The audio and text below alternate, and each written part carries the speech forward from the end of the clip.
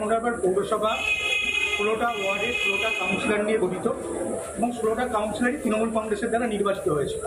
তার মধ্যে আমরা ৮জন কাউন্সিলর আজকে আমরা একত্রিত হয়ে আমরা সিদ্ধান্ত নিয়েছি যে ডায়মন্ড পৌরসভার কাউন্সিলর পদ থেকে আমরা পদত্যাগ করব। ডায়মন্ড হারবারের মানুষ যাতে আরও বৃহৎ, আরও সুন্দরভাবে, আরও ভালোভাবে যাতে উন্নয়ন হয় এবং বাংলার মুখ্যমন্ত্রী শুভেন্দু অধিকারী মহাশয় তিনি যেভাবে বলেছেন যে সারা বাংলাকে তিনি এগিয়ে নিয়ে যাবেন এবং উন্নয়ন করবেন, তাই ওনার মুখের দিকে তাকিয়ে আমরা আজকে পদত্যাগ করতে এসেছি।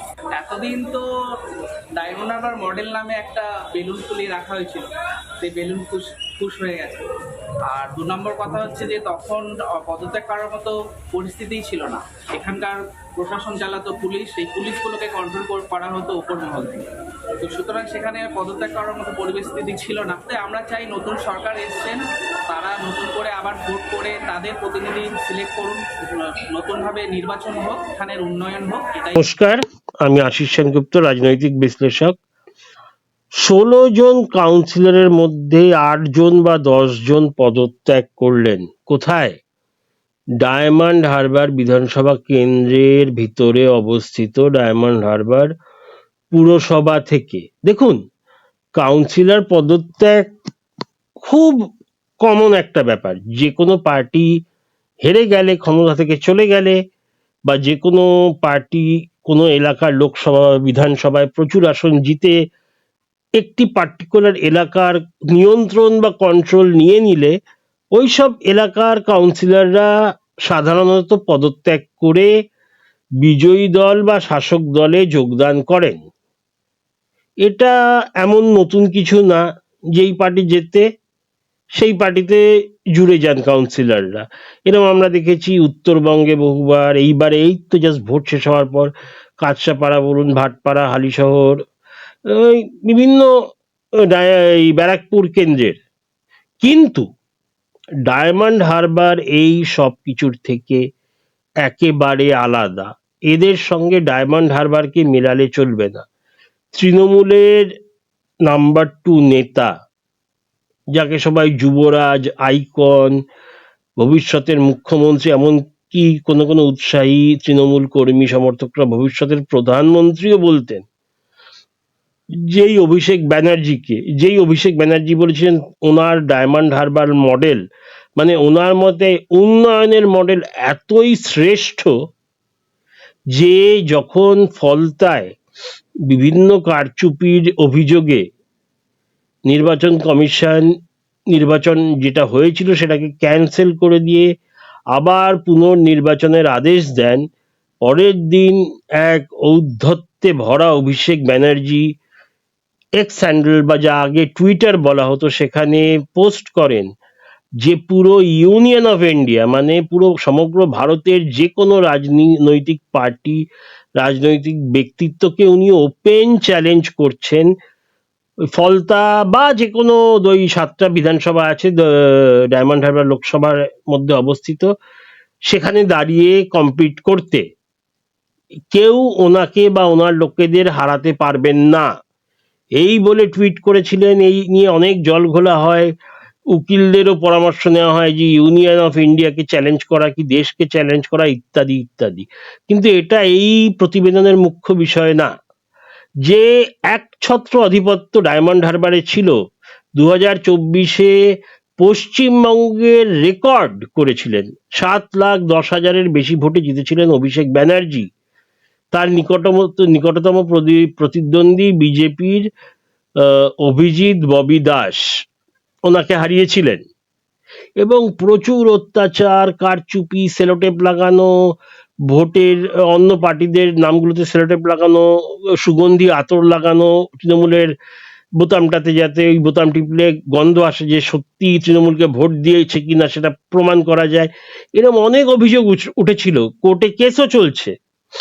কিন্তু এই 7 লাখ, মানে এর আগে একটা বিশাল কারচুপির অভিযোগ ছিল সিপিএম আমলে, বাম আমলে, সেটা প্রয়াত অনিল বসুর সম্বন্ধে। উনি 6 লাখ কিছু ভোটে জিতেছিলেন। কারণ পশ্চিমবঙ্গে এরকম মার্জিনে সচরাচর কেউ জেতে না। মানে জ্যোতি বসুও জেতেননি কখনো, মমতা ব্যানার্জি ওনার জনপ্রিয়তার তুঙ্গেও জেতেননি কখনো, তাই এই 7 লাখের মার্জিন নিয়ে অনেক কথাবার্তা হয়েছিল, কিন্তু তারপর 4 তারিখে দেখি আমরা তৃণমূল হেরে যায় এবং ফলতার ডন, ফলতার কুখ্যাত অত্যাচারী অনেকের কথায়, আর এইবারে তৃণমূলের প্রার্থী জাহাঙ্গীর খান পালিয়ে যান। যেই জাহাঙ্গীরের একছত্র আধিপত্য ছিল ফলতায়, এমনকি ডায়মন্ড হারবার পুরো লোকসভা কেন্দ্রেও, যেই 2024-এ উনি অভিষেক ব্যানার্জিকে 1,68,000-এর লিড দিয়েছিলেন। না, ভোট পায়নি তৃণমূল 1,68,000 ফলতা থেকে, ভোট তারও বেশি, লিডটা ছিল 1,68,000-এর। সেইখান থেকে উনি পালিয়ে যান, ওনার পার্টি অফিস ভেঙে চুরমার করে দেওয়া হয়, তারপরে পুলিশের প্রোটেকশনে উনি ফেরত আসেন ফলতায়, এবং ঠিক শেষ দিন, প্রচারের শেষ দিনে উনি ঘোষণা করেন উনি লড়বেন না ভোটে।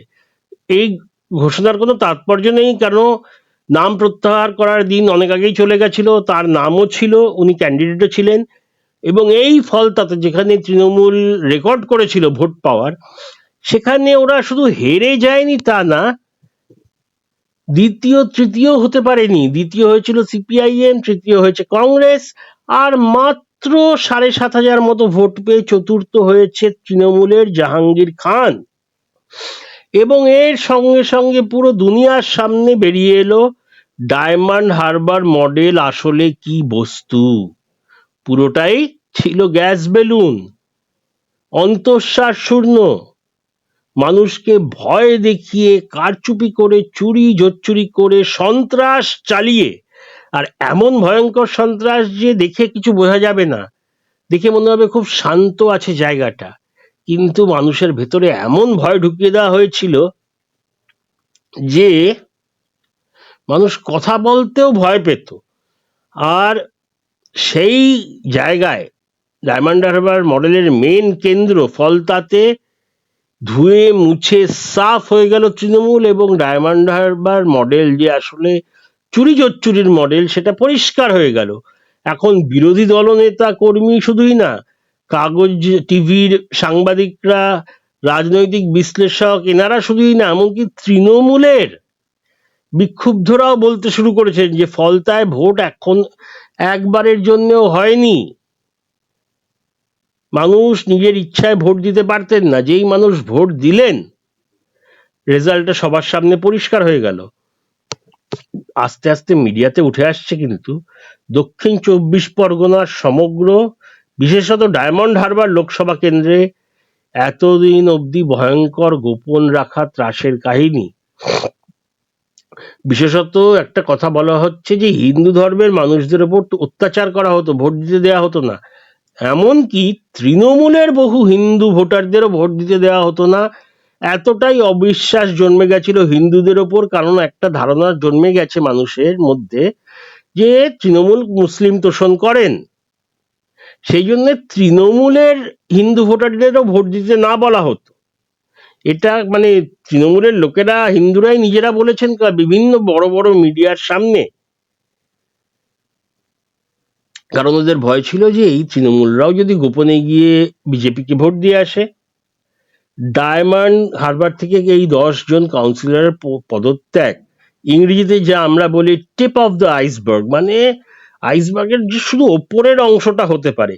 এরপরে আমরা কিন্তু দেখতে পারি আরো অনেক বিধানসভাগুলো, 7টা বিধানসভা আছে ডায়মন্ড হারবার কেন্দ্রে, সেখান থেকে বিভিন্ন কাউন্সিলরদের পদত্যাগ, এমনকি আমরা এইবার নির্বাচিত 6 জন বিধায়কের মধ্যেও কারোর কারোর পদত্যাগ দেখতে পারি। ডায়মন্ড হারবার বিধানসভা কেন্দ্রে, ডায়মন্ড হারবার লোকসভা কেন্দ্র, আর তার মধ্যে ডায়মন্ড হারবার বিধানসভা কেন্দ্রও আছে। ওখানকার বিধায়ক কিন্তু শুভেন্দু অধিকারী যখন এসছিলেন ওনার সাথে দেখা করতে গেছিলেন। তাহলে তৃণমূলের ডুবন্ত অবস্থাটা বুঝুন।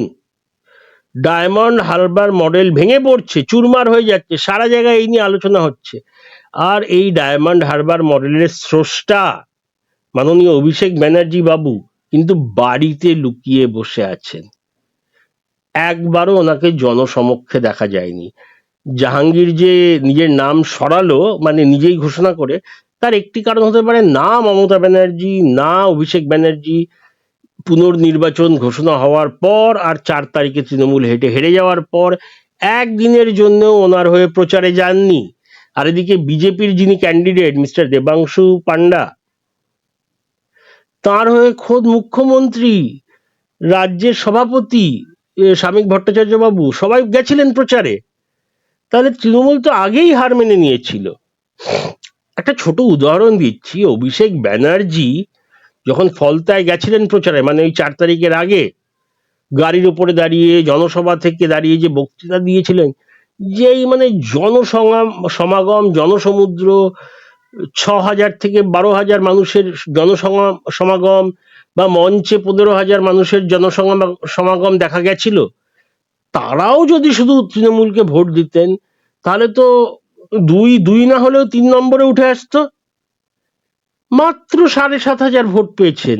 তাহলে এই ভিড়গুলোও তো মানে মনে হচ্ছে জবরদস্তি ভয় দেখিয়ে নিয়ে যাওয়া ছিল। এখানেই আপাতত শেষ করছি। আপনাদের মতামত জানাবেন। আপনাদের কি মনে হয় ডায়মন্ড হারবার মডেল ভাঙতে চলেছে, এবং জোর করা হতে পারে অভিষেক বাবুকে যে আপনি রিজাইন করুন এমপি হিসেবে, এবং আবার দাঁড়িয়ে প্রমাণ করুন যে আপনি সত্যি জনপ্রিয়, জনগণ সত্যি আপনার কাছে আসছে। যদিও এটা উনি করবেন না, কারণ 2029-এ যে লোকসভা নির্বাচন হবে সেই অবধি ওনার পদত্যাগ করার কোনো টেকনিক্যাল কারণ নেই। নৈতিক কারণ থাকতে পারে, কিন্তু কোনো আইনত কোনো বাধা নেই এমপি থাকা। জানাবেন আপনাদের মতামত। আপাতত এতটাই। জয় হিন্দ, বন্দে মাতরম।